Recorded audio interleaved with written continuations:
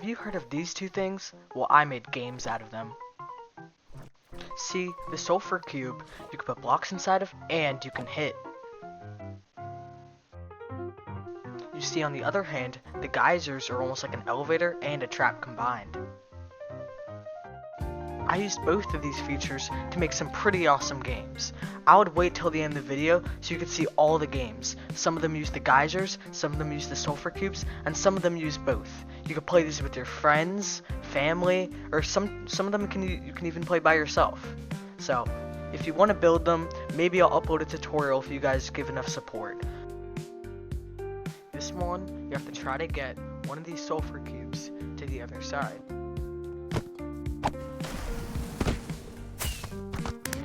As you can see, there's a yellow team and a blue team. The yellow team's goal is to get their Sulfur cube to the other side. The blue team's goal is to get their Sulfur cube to the other side. If they hit the Sulfur cube in, fireworks go off to indicate that they won.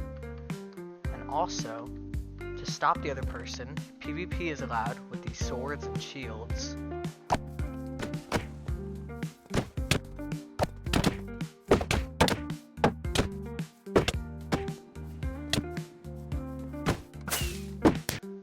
You can also move these copper golems. So if I wanted, I could take these 4 copper golems, and then maybe I want to block this path since that's the path that the person usually takes.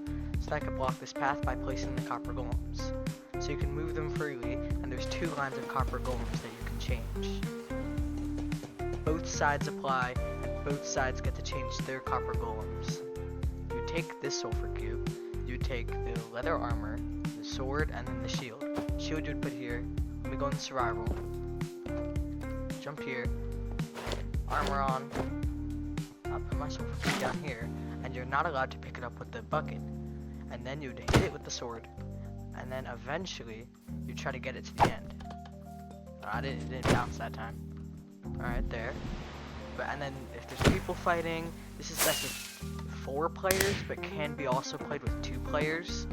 3 players could work if one of them is just really good, I guess.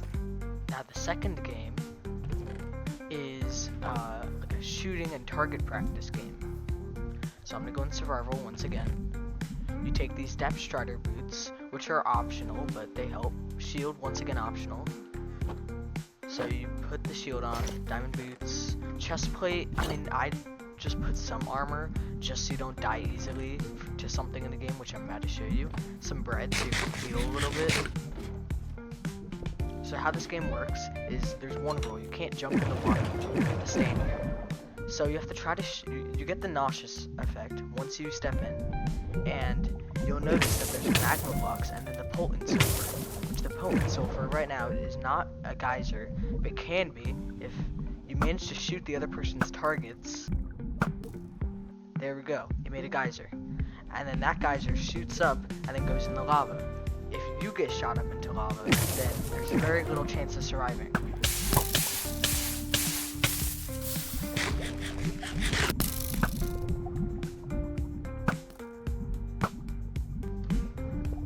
So the goal is to try to move around and not get hit into the lava. But you can't just stand here because you slowly take damage. So you have to be careful on where you're standing, but also make sure to shoot the other person's targets.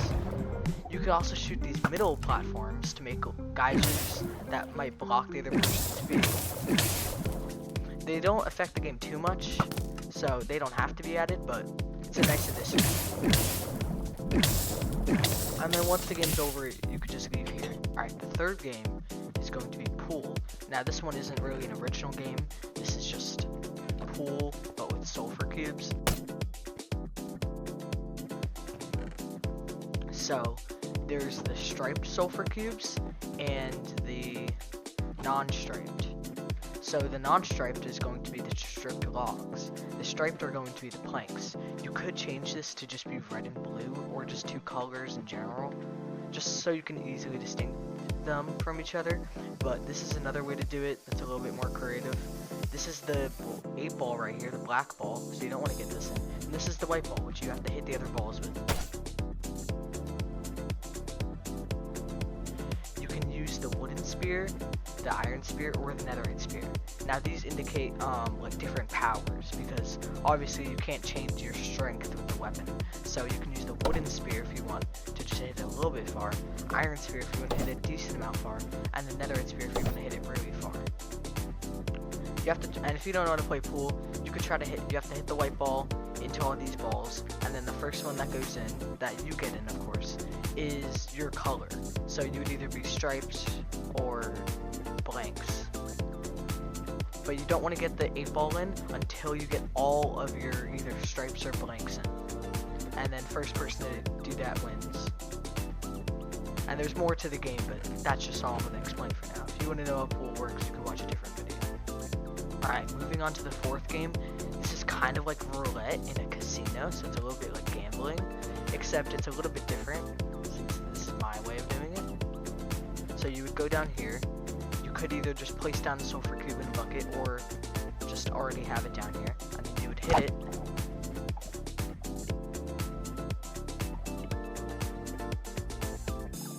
So it looks like black won this one. We could try hitting it again, and I'll turn to a different color. That was a good hit. So it's changing. This is done with skulk sensors, which detect if it hits the wall. So right now it's black. It's probably gonna hit that wall and turn into red. But this game can make for some very intense moments where you have to see if it's gonna hit the wall. It's so close sometimes. Alright, this is the fifth game. This is another game where you might die, so I recommend setting your spawn on the bed. So the goal of the game is, it's kind of like a guessing game about luck. So if you were in survival and you were playing this, you would go into one of these little holes with the pole and sulfur, and you would sit here, while your other friend would then go down here, and then he would click one of these buttons. And when he clicks one of these buttons, it makes one of the geysers go off, which would put you into lava and then kill you.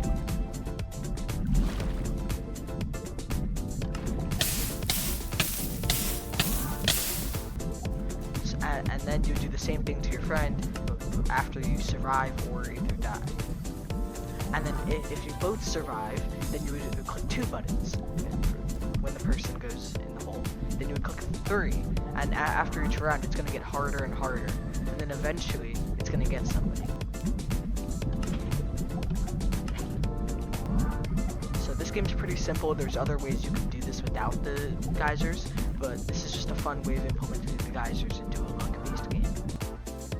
Alright, for the 6th game, and the final game. This game uses some command blocks, but it doesn't require them. But I found that this is one of the easiest ways to do this. So, there's some magma block sulfur cubes that say hit me, because that's the goal of this game. Some leads and some buckets. That's some things that might be needed. Alright, so in this game, there's a sulfur cube with a magma tied to the ceiling. And if you didn't know, magma sulfur cubes, when they touch you, they hurt. So I'll show you. That hurt. So if I go down here, and I give myself poison and then hunger, I'm going to be left at half a heart.